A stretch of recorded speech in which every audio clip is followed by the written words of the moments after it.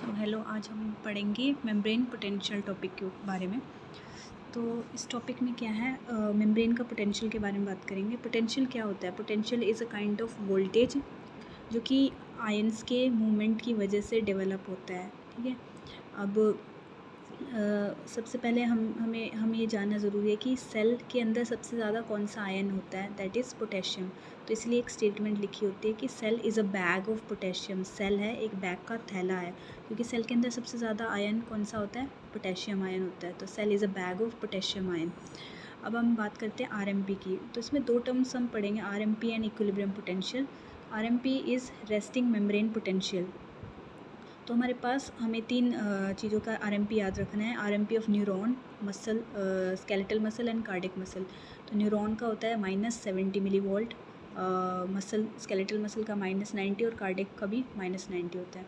अब आरएमपी हम इसको ऐसे समझ सकते हैं कि ये हमारे पास एक सेल है और इसमें हमारे पास पोटेशियम लगातार क्या बाहर जाते जा रहे हैं पोटेशियम, क्योंकि अंदर पोटेशियम ज़्यादा है।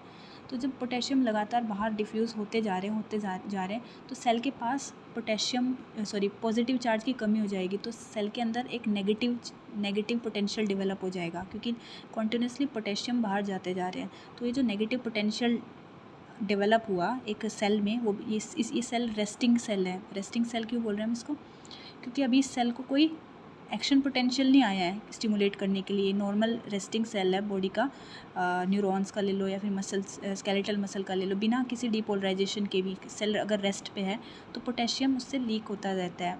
ठीक है, मतलब डिफ्यूज़ करता रहता है मेम्ब्रेन्स के अक्रॉस। जब सेल कोई पॉजिटिव चार्ज को लूज़ करेगा तो उसके अंदर एक नेगेटिविटी आ जाएगी।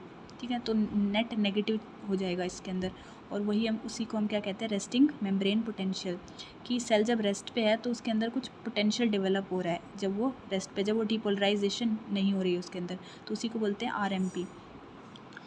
तो याद रखना है कि न्यूरॉन्स का -70, स्केलेटल मसल का -90, कार्डियक सेल का -90।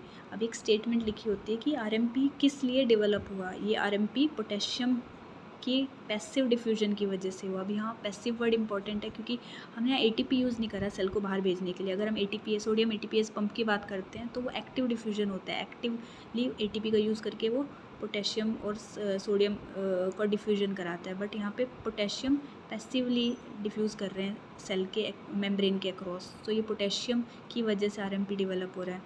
तो तीनों वैल्यू इंपॉर्टेंट है, न्यूरॉन्स, स्केलेटल मसल और कार्डियक सेल की। अब ये वाली स्टेटमेंट पढ़ते हैं। अच्छा, आरएमपी किस चीज़ पे डिपेंड कर रहा है?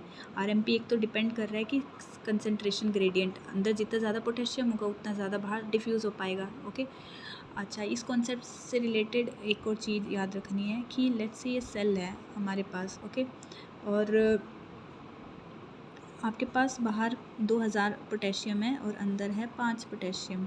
ठीक है, तो यहाँ पे क्या कंडीशन हो गई है? यहाँ पर बाहर पोटेशियम ज़्यादा है और अंदर पोटेशियम कम है, और पोटेशियम की टेंडेंसी रहती है बाहर डिफ्यूज़ करने की। बट इस केस में क्या पोटेशियम ज़्यादा जा पाएंगे? एक दूसरा केस लेके देखते हैं। यहाँ पर है ये मानते हैं 2000 है और यहाँ पर अंदर है 10,000 पोटेशियम। तो यहाँ पे 10,000, 2000 और यहाँ 5,000, 8,000। इन दोनों ही केस में हम क्या मान सकते हैं कि एक्स्ट्रा सेलुलर फ्लूइड है, सेल के बाहर वाला फ्लूइड है, इसमें हाइपरकलेमिया है। और यहाँ पर क्या है एज़ कम्पेयर टू दिस? ये है हाइपोकलेमिया, क्योंकि सेल ईसीएफ में पोटेशियम की वैल्यू कम हो गई है। तो ये मान के चला हमने कि ये हाइपरकलेमिया है और ये हाइपोकलेमिया है। तो हाइपरकलेमिया में क्या देखने को मिल रहा है हमें?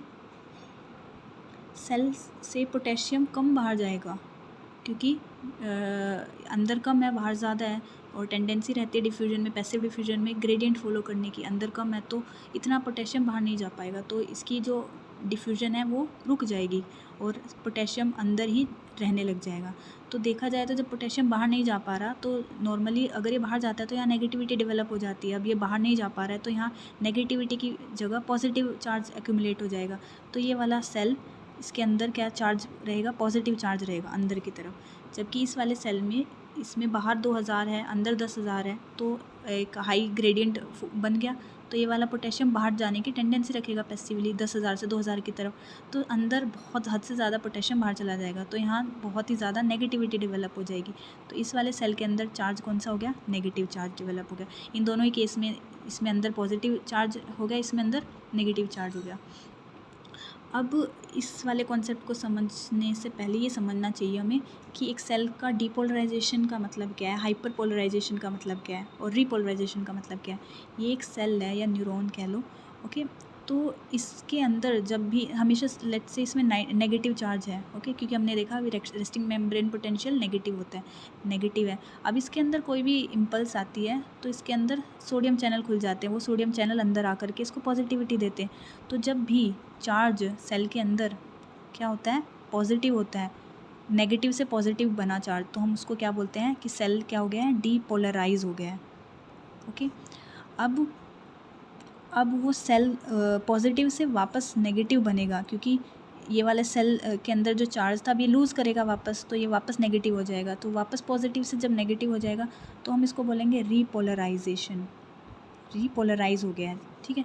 अब एक तीसरा केस आता है कि लेट्स से कि उसका पोटेंशियल -70 था, लेकिन अब वो -70 से -90 हो गया, मतलब नेगेटिव था पहले लेकिन अब और ज़्यादा नेगेटिव हो गया, और ज़्यादा नेगेटिव हो गया। तो इस केस में नेगेटिव से और ज़्यादा नेगेटिव हो गया, तो हम इसको बोलेंगे हाइपर पोलराइजेशन। इसको हमने क्या बोल दिया, हाइपर पोलराइजेशन। तो ये तीनों टर्मिनोलॉजी इंपॉर्टेंट है, what is depolarization, repolarization and hyperpolarization. एक सेल नेगेटिव से पॉजिटिव बन रहा है, डीपोलराइज बोलते हैं। पॉजिटिव से नेगेटिव बन रहा है उल्टा, तो रीपोलराइज होगा, लेकिन नेगेटिव से और ज़्यादा नेगेटिव हो गया तो हाइपर पोलराइजेशन हो गया। अब ये वाले कॉन्सेप्ट को यहाँ पर अप्लाई करते हैं। इस वाले सेल में रेस्टिंग मेम्ब्रेन पोटेंशियल -70 था, मान के चलते हैं माइनस में था। अब ये सेल पोटेशियम को लूज़ नहीं कर पा रहा है, तो अंदर ही जमा होने लग जाएंगे, तो ये माइनस से पॉजिटिव की तरफ हो जाएगा, क्योंकि अब पॉजिटिव चार्ज जमा होने लग गया। तो ये नेगेटिव से किस में बन रहा है, नेगेटिव से ये और ज़्यादा पॉजिटिव होता जाएगा, क्योंकि पॉजिटिव चार्ज जमा होने लग गया, बाहर नहीं जा पा रहे हैं, ओके। तो ये इसको क्या बोलेंगे कि ये सेल क्या हो गया, नेगेटिव से पॉजिटिव डीपोलराइज।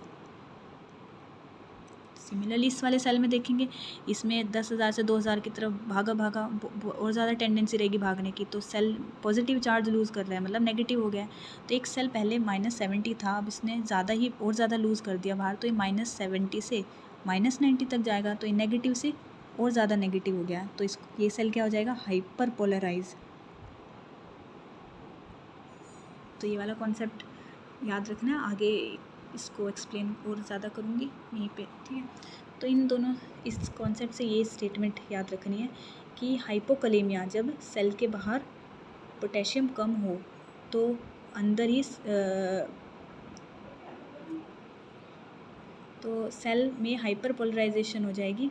अगर सिमिलरली इसी कंडीशन में हाइपरकलेमिया हो सेल के बाहर, तो कम पोटेशियम बाहर जाएंगे और सेल में डीपोलराइजेशन हो जाएगा, क्योंकि पोटेशियम अंदर ही जमा होने लग जाएगा। इस वाले दो स्टेटमेंट्स को इस वाले कॉन्सेप्ट्स पे अप्लाई करके देखना, ओके। अब नेक्स्ट कॉन्सेप्ट है इक्विलिब्रियम पोटेंशियल का। इक्विलिब्रियम पोटेंशियल जैसे हमने आरएमपी याद रखा है हर सेल का, ऐसे ही हमें हर आयन का इक्विलिब्रियम पोटेंशियल याद रखना है, ठीक है।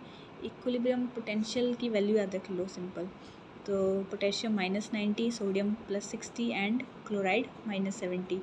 इसको याद रखने के लिए यू कैन यूज़ दिस, जैसे कि 90 के ना 60 के दे, कल तो 70 के लेगी थी, मतलब सपोज़ कि आप केले लेने आए हो, तो ये वाली स्टेटमेंट से 90 के 90 के ना 60 के दे, तो 90 के एंड ना 60, 90 के ना 60, ओके।